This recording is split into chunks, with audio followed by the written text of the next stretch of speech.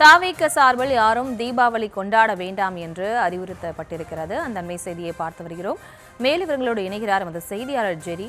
ஜெரி, வணக்கம். மேலும் விவரம். வணக்கம்.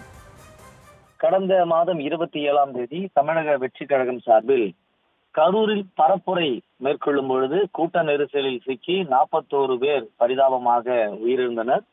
இந்த நிலையில் விஜய் சம்பவ இடத்திற்கு செல்வார் என்று கட்சி நிர்வாகிகள் காத்துக் கொண்டிருக்கக்கூடிய சூழலில் சில காரணங்களால் விஜய் இன்னும் தற்பொழுது சம்பவ இடத்திற்கு சென்று பாதிக்கப்பட்டவர்கள் ஆறுதல் தெரிவிக்கவில்லை.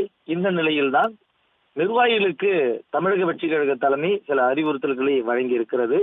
அதாவது அந்த அறிவுறுத்தலில் பார்க்கும்பொழுது கரூர் நிகழ்ந்த எதிர்பாராத சம்பவத்தால் நம்மை விட்டு பிரிந்த நம் சொந்தங்களுக்கு அஞ்சலி செலுத்தும் வகையில் நம் கழக தலைவர் அவர்களின் அறிவுறுத்தலின்படி இந்த ஆண்டு கழகத்தின் சார்பில் யாரும் தீபாவளி பண்டிகையை கொண்டாட வேண்டாம் என கேட்டுக்கொள்கிறோம் என்று ஒரு அறிவிப்பை வெளியிட்டிருக்கிறது தமிழக வெற்றி கழகத்தின் தலைமையகம்.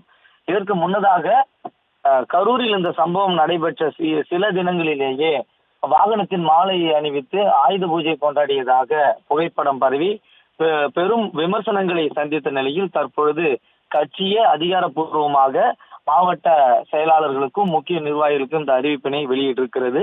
காரணம், இன்னும் தமிழக வெற்றி கழக தலைவர் விஜய் இன்னும் நேரில் சென்று பாதிக்கப்பட்ட குடும்பத்தை இன்னும் ஆறுதல் தெரிவிக்கவில்லை. நேரில் சந்தித்து ஆறுதல் தெரிவிக்காத நிலையில் இந்த சம்பவம் நடந்து சில தினங்களே ஆகியிருக்கக்கூடிய சூழலில் யாரும் தீபாவளி பண்டிகை கொண்டாட வேண்டாம் என்று தமிழக வெற்றி கழக தொண்டர்களுக்கும் மாவட்ட மற்றும் மாநில நிர்வாகிகளுக்கு தமிழக வெற்றி கழக தலைமை அறிவுறுத்தியிருக்கிறது.